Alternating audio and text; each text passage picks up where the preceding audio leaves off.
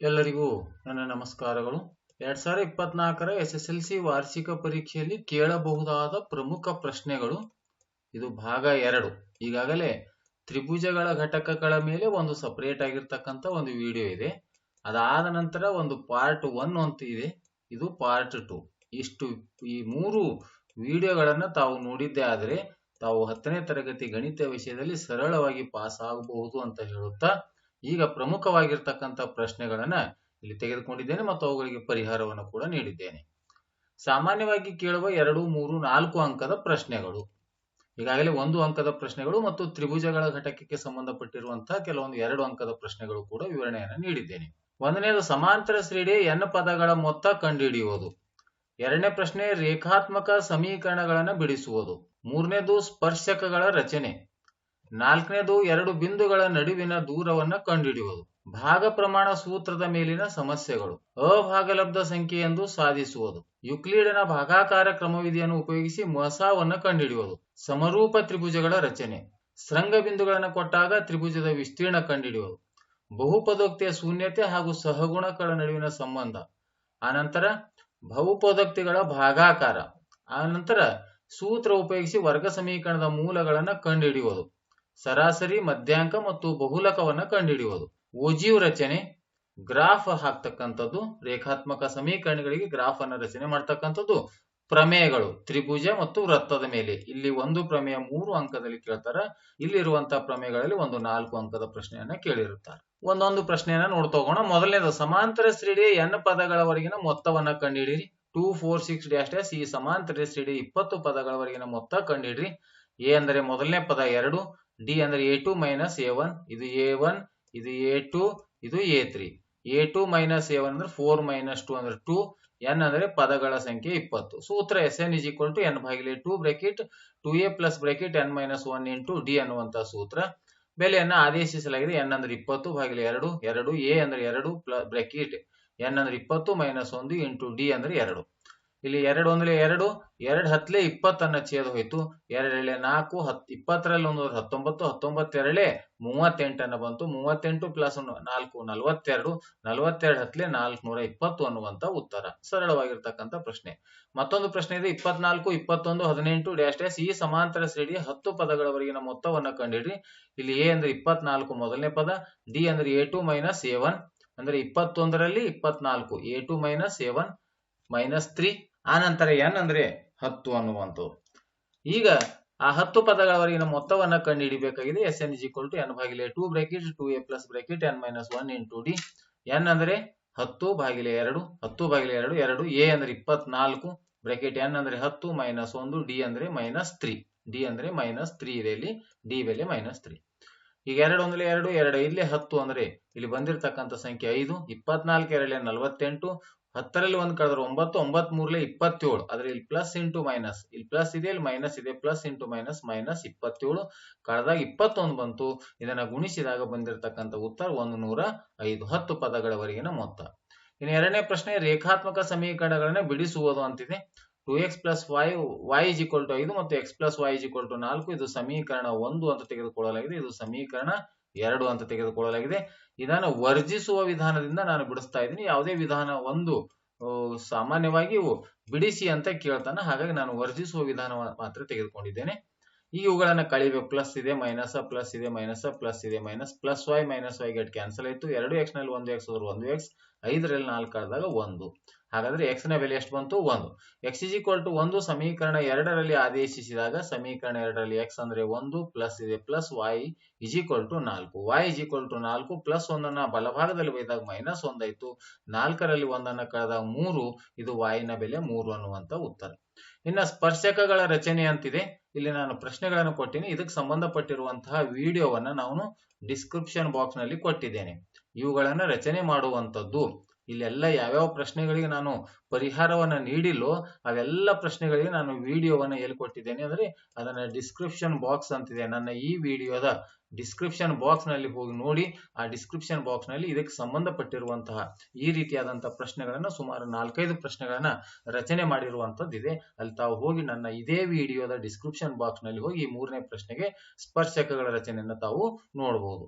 Next ನಾಲ್ಕನೇದು, ಎರಡು ಬಿಂದುಗಳ ನಡುವಿನ ದೂರವನ್ನ ಕಂಡುಹಿಡಿಯುವುದು. -5 7 -5 7 ಮತ್ತು -1 3 ಈ ಬಿಂದುಗಳ ನಡುವಿನ ದೂರವನ್ನ ಕಂಡುಹಿಡಿ. ಇದು -5 7 ಅಂದ್ರೆ x1 y1, ಎರಡನೇದು -1 3 ಅಂದ್ರೆ x2 y2. x1 y1 x2 y2 ದೂರವನ್ನ ಕಂಡುಹಿಡಿಯುವ ಸೂತ್ರ d = x2 - x1 whole square plus y2 - y1 whole square. x2 ಅಂದ್ರೆ ಎಷ್ಟಿದೆ? -1. ಆನಂತರ x1 ಅಂದ್ರೆ ಎಷ್ಟಿದೆ? -5. ಅಂದ್ರೆ ಈ ಮೈನಸ್ ಮತ್ತು ಆ x1 ಬೆಲೆ ಮೈನಸ್ ಇಂಟು ಮೈನಸ್ ಪ್ಲಸ್ ಆಯ್ತು. y2 ಅಂದ್ರೆ 3, y1 ಅಂದ್ರೆ 7, 3 - 7. ಇಲ್ಲಿ 7ರಲ್ಲಿ 3 ಕಳೆದ್ರೆ -4 ಬರುತ್ತೆ. ಇಲ್ಲೂ ಮೈನಸ್ ಬರುತ್ತೆ, ಆದರೆ ಅದನ್ನ ಏನಾಗೋದ್ರಿಂದ ವರ್ಗವನ್ನ ಬರೋದ್ರಿಂದ ಇಲ್ಲಿ ಪ್ಲಸ್ ಇದೆ. 5ರಲ್ಲಿ 1 +4, 7ರಲ್ಲಿ 3 ಕಳೆದ್ರೆ -4. ಮೈನಸ್ ಇದ್ರೂ ಕೂಡ ಅದೇನಾಗುತ್ತೆ? ವರ್ಗ ಇರೋದ್ರಿಂದ ಪ್ಲಸ್ ಆಗುತ್ತೆ. 4ರ ವರ್ಗ 16, 4ರ ವರ್ಗ 16, √16 + 16 32. ಅಂದ್ರೆ ಈ 32ನ 16 × 2 ಅಂತ ಬಿಡಿಸ್ತೀವಿ. 16ರ ವರ್ಗಮೂಲ 4, ರೂಟ್ನಲ್ಲಿ 2 ಉಳಿತು. ಹಾಗಾದ್ರೆ ದೂರ = 4√2 ಮಾನಗಳು ಅನ್ನುವಂಥದ್ದು. ಇನ್ನು ಭಾಗ ಪ್ರಮಾಣ ಸೂತ್ರದ ಮೇಲಿನ ಸಮಸ್ಯೆಗಳು, ಇದು ಕೂಡ ಪ್ರಶ್ನೆ ಪರೀಕ್ಷೆಯಲ್ಲಿ ಕೇಳ್ತಾರೆ. -1 7 4 - 3 ಬಿಂದುಗಳನ್ನು ಸೇರಿಸುವ ರೇಖಾಖಂಡವನ್ನು 2:3 ಅನುಪಾತದಲ್ಲಿ ವಿಭಾಗಿಸುವ ಬಿಂದುವಿನ ನಿರ್ದೇಶಾಂಕವನ್ನ, ಅಂದ್ರೆ ಒಂದು ರೇಖಾಖಂಡ ಇದೆ. ಈ ರೇಖಾಖಂಡವನ್ನ ಇಲ್ಲಿ ನಾನು ಒಂದು m1 ಅನುಪಾತ m2 ಅಂತ ತೆಗೆದುಕೊಳ್ತಿದ್ದೀನಿ. ಒಂದು ರೇಖಾಖಂಡವನ್ನು ಯಾವುದೋ ಒಂದು ಬಿಂದುವಿನಲ್ಲಿ, ಇದು a and b ಅಂತಕ್ಕಂಥ ಒಂದು ರೇಖಾಖಂಡ ಇದೆ ಅಂತ ಅನ್ಕೊಳ್ಳೋಣ. a ಬಿಂದುವಿನ ನಿರ್ದೇಶಾಂಕ ಇದು ಫಸ್ಟ್ -1 7, ಬಿ ಬಿಂದುವಿನ ನಿರ್ದೇಶಾಂಕ 4 - 3. ಇದು ಒಂದು ವಿಭಾಗವನ್ನ ಮಾಡಿದೆ. ವಿಭಾಗ ಮಾಡಿರುವಂತದ್ದು ಎಷ್ಟಿದೆ? 2:3 ಇದೆ. ಈ ಬಿಂದುವಿನ ನಿರ್ದೇಶಾಂಕ p(x, y) ನ ಉತ್ತರ ಎಷ್ಟು ಅಂತ ಪ್ರಶ್ನೆಯನ್ನು ಕೇಳಿದರೆ ಸೂತ್ರದಲ್ಲಿ ಬೆಲೆಗಳನ್ನ ಆದೇಶಿಸಬೇಕಷ್ಟೇ. m1 ಅನುಪಾತ m2 ಅಂದ್ರೆ 2:3 ಕೊಟ್ಟಿದ್ದಾರೆ. x1 y1 ಅಂದ್ರೆ -1 7, x2 y2 ಅಂದ್ರೆ 4 - 3, p(x, y) ಅನ್ನ ಕೇಳಿದ್ದಾರೆ. ಸೂತ್ರ p(x, y) = m1 x2 + m2 x1 / m1 + m2, m1 y2 + m2 y1 / m1 + m2. ಈಗ m1 ಅಂದ್ರೆ ಇಲ್ಲಿ ನೋಡಿ 2, m1 ಅಂದ್ರೆ 2, m2 ಅಂದ್ರೆ 3, x1 ಅಂದ್ರೆ -1, y1 ಅಂದ್ರೆ 7, x2 ಅಂದ್ರೆ 4, y2 ಅಂದ್ರೆ -3 ಅನ್ನ ಇಲ್ಲಿ ಎಲ್ಲ ಬೆಲೆಗಳನ್ನು ಆದೇಶಿಸಲಾಗಿದೆ.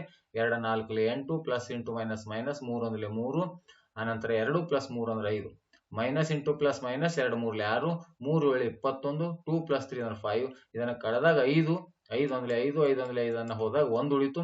ಇಲ್ಲಿ 21ರಾಗ 6 ಕಳೆದ್ರೆ 15, 5 ಅಂದ್ರೆ 5, 5 3 15 ಅಂದ್ರೆ ಬಂದಿರತಕ್ಕಂಥ ಉತ್ತರ 1 3 ಅನ್ನುವಂಥದ್ದು ಆ ಬಿಂದುವಿನ ನಿರ್ದೇಶಾಂಕಗಳು p(x, y) = 1 3.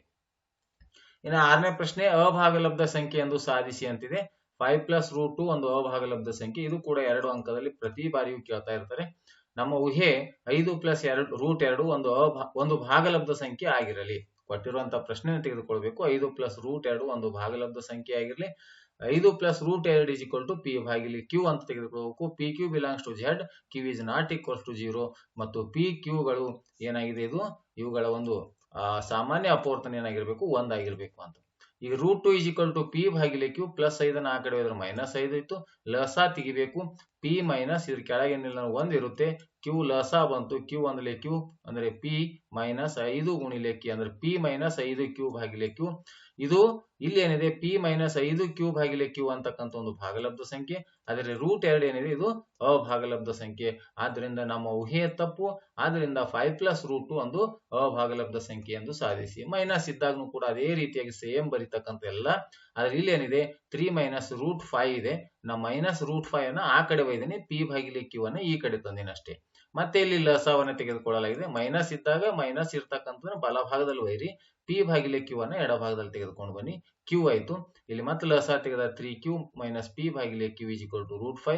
ಇದು ಏನಿದೆ? ಒಂದು ಭಾಗಲಬ್ಧ ಸಂಖ್ಯೆ ಇದೆ. ಆದರೆ ಇದು ಏನಿದೆ? ಅಭಾಗಲಬ್ಧ ಸಂಖ್ಯೆ ಅಂತ ನಮ್ಗೆ ಈಗಾಗಲೇ ಗೊತ್ತಿದೆ. ಹಾಗಾಗಿ ನಮ್ಮ ಊಹೆ ತಪ್ಪು. 3 - √5 ಒಂದು ಅಭಾಗಲಬ್ಧ ಸಂಖ್ಯೆ ಆಗಿದೆ. ಇನ್ನು 7ನೇ ಪ್ರಶ್ನೆ, ಯುಕ್ಲಿಡನ ಭಾಗಾಕಾರ ಕ್ರಮವಿಧಿಯನ್ನು ಉಪಯೋಗಿಸಿ ಮಸವನ್ನು ಕಂಡುಹಿಡಿತಕ್ಕಂಥದ್ದು. ಯುಕ್ಲಿಡನ ಭಾಗಾಕಾರ ಕ್ರಮವಿಧಿಯನ್ನು ಉಪಯೋಗಿಸಿ 24 ಮತ್ತು 40ರ ಮಸ, ಅಂದ್ರೆ ಇಲ್ಲಿ ದೊಡ್ಡ ಸಂಖ್ಯೆ ನಾವು ಏನ್ ತೆಗೆದುಕೊಳ್ಳಬೇಕು? ಭಾಜ್ಯ. ಇದು ಭಾಜ್ಯಕ ಅಂತ ತೆಗೆದುಕೊಳ್ಬೇಕು. ಭಾಜ್ಯಕ. ಈಗ ಭಾಜ್ಯಕ್ಕೆ ಭಾಜಕದಿಂದ ಭಾಗಾಕಾರ ಮಾಡಲಾಗಿದೆ. 24 1 24 ಕಳೆದ 16 ಬಂತು. ಅಂದ್ರೆ ಭಾಜ್ಯ = ಭಾಜಕ ಅಂದ್ರೆ ಇದು a = b × q + r ಅನ್ನುವಂತಹ ಸೂತ್ರ ಇದೆ. a = b × q + r. ಭಾಜ್ಯ = ಭಾಜಕ × ಭಾಗಲಬ್ಧ plus ಶೇಷ ಅನ್ನುವಂತ ಸೂತ್ರ. ಇದ್ರ ಪ್ರಕಾರ a 40, b ಅಂದ್ರೆ 24 ಇದೆ. q ಅಂದ್ರೆ ಇದು ಭಾಗಲಬ್ಧ, r ಅಂದ್ರೆ ಇದು ಶೇಷವನ್ನ ಬರೀಬೇಕು. ನಂತರ ಮತ್ತೆ ಇಲ್ಲಿ ಬಂದಿರತಕ್ಕಂತ ಇಲ್ಲಿ ಭಾಜಕ ಇದ್ದಿದ್ದು ಭಾಜ್ಯ ಆಗುತ್ತೆ, ಇದು ಭಾಜಕ. 16ರಿಂದ ಮತ್ತೆ ಭಾಗಾಕಾರವನ್ನು ಮಾಡಬೇಕು. ಮತ್ತೆ ಅದೇ ರೀತಿಯಾಗಿ ಬರೆದಾಗ ಇಲ್ಲಿ ನಮಗೆ ಬಂದಿರತಕ್ಕಂಥದ್ದು ಶೇಷ 0 ಯಾವಾಗ ಬರುತ್ತೆ ಅಂದ್ರೆ ಆ ಕೊನೆಯ ಭಾಜಕವೇ ನಮಗೆ ಏನಾಗಿರುತ್ತೆ ಮೋಸ. ಶೇಷ 0 ಆಗಿದೆ, ಕೊನೆಯ ಭಾಜಕವೇ ಮೋಸ ಅಂದ್ರೆ ಇದರ ಮೋಸ ಎಷ್ಟು 8. ಇನ್ನೊಂದು ಪ್ರಶ್ನೆ ಇದೆ ನೋಡೋಣ. ಯುಕ್ಲಿಡನ ಭಾಗಾಕಾರ ಕ್ರಮ ಇದನ್ನು ಉಪಯೋಗಿಸಿ 135 ಮತ್ತು 225 ಸೇಮ್. ಇದು ಎ 225, ಬಿ 135. 135 ಅಲ್ಲಿ 135 ಕಳೆದಾಗ 90 ಬಂತು. ಅದೇ ರೀತಿ A is equal to B into Q plus R ಅನ್ನುವಂತ ಸೂತ್ರ. ಬಿ ಈಗ ಮತ್ತೆ ಎ ಅಂದ್ರೆ 225, ಬಿ 135, ಇದು ಭಾಜ್ಯ ಭಾಜಕ ಭಾಗಲಬ್ಧ 1 ಶೇಷ 90. ಇದೇ ರೀತಿ ನಿರಂತರವಾಗಿ ಇದನ್ನ ಭಾಗಾಕಾರ ಮಾಡ್ತಾ ಹೋದಾಗ ಇದಕ್ಕೂ ಕೂಡ ಏನಾಯ್ತು ಶೇಷ 0 ಬಂತು. ಕೊನೆಯ ಭಾಜಕ ಯಾವ್ದಿರುತ್ತೆ, ಶೇಷ 0 ಬರ್ಬೇಕಾದ್ರೆ ಕೊನೆಯ ಭಾಜಕ ಯಾವ್ದಿರುತ್ತೆ ಅದೇ ಅವುಗಳ ಒಂದು ಮೋಸ ಆಗಿರ್ತದೆ.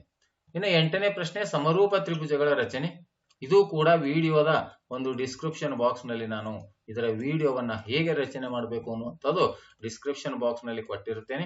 ಇನ್ನು ಶೃಂಗ ಬಿಂದುಗಳನ್ನ ಕೊಟ್ಟಾಗ ತ್ರಿಭುಜದ ವಿಸ್ತೀರ್ಣವನ್ನ ಕಂಡುಹಿಡಿಯೋದು, ಇದಕ್ಕೆ ಸಂಬಂಧಪಟ್ಟಿರ್ತಕ್ಕಂಥ ವಿಡಿಯೋ ಕೂಡ ನಾನು ಡಿಸ್ಕ್ರಿಪ್ಷನ್ ಬಾಕ್ಸ್ ನಲ್ಲಿ ಅವುಗಳನ್ನ ಕೊಟ್ಟಿದ್ದೇನೆ. ಅದೇ ರೀತಿ 10ನೇ ಪ್ರಶ್ನೆ ಬಹುಪದೋಕ್ತಿಗಳ ಶೂನ್ಯತೆ ಹಾಗೂ ಸಹಗುಣಕಗಳ ನಡುವಿನ ಸಂಬಂಧವನ್ನ ಲೆಕ್ಕಾಚಾರ ಮಾಡಿ ಅಂತ. ಮತ್ತು ತಾಳೆ ನೋಡಿ, ಯಾವುದು ಬಹುಪದೋಕ್ತಿಯನ್ನು ಕೊಟ್ಟಿರ್ತಾರೆ ಅದನ್ನು ಅಪವರ್ತನವನ್ನು ಮಾಡಬೇಕು. ಅಪವರ್ತನ ಮಾಡಿ ಆ ಬಹುಪದೋಕ್ತಿಯ ಶೂನ್ಯತೆಗಳು x² - 4x + 2x - 8 ಅಂದ್ರೆ 4 2 8, 4 2 ಹೋದರೆ 2 ಈ ರೀತಿ ಹಾಕೊಂಡು ನಾವು ಮಾಡ್ತೀವಲ್ಲ ಆ ರೀತಿಯಾಗಿ ಇಲ್ಲಿ -2x ಇದೆ, -8x² ಆಗುತ್ತೆ. ಇದು -8x², ಇಲ್ಲಿ -2x ಅನ್ನೋದು, ಇಲ್ಲಿ ನಮಗೆ -4x ಇಂಟು 2x ಅಂತಕ್ಕಂಥದ್ದು. Minus into plus minus 4 2 8x² -4x + 2x ಅಂದ್ರೆ -2x ಅನ್ನುವಂಥದ್ದು. ಮಧ್ಯಪದವನ್ನ ಬಿಡಿಸಿ ಇಲ್ಲಿ x = 1 4 1 -2 ಬಹುಪದೋಕ್ತಿಯ ಶೂನ್ಯತೆಗಳನ್ನ ಅಪವರ್ತನ ಮಾಡಬೇಕು.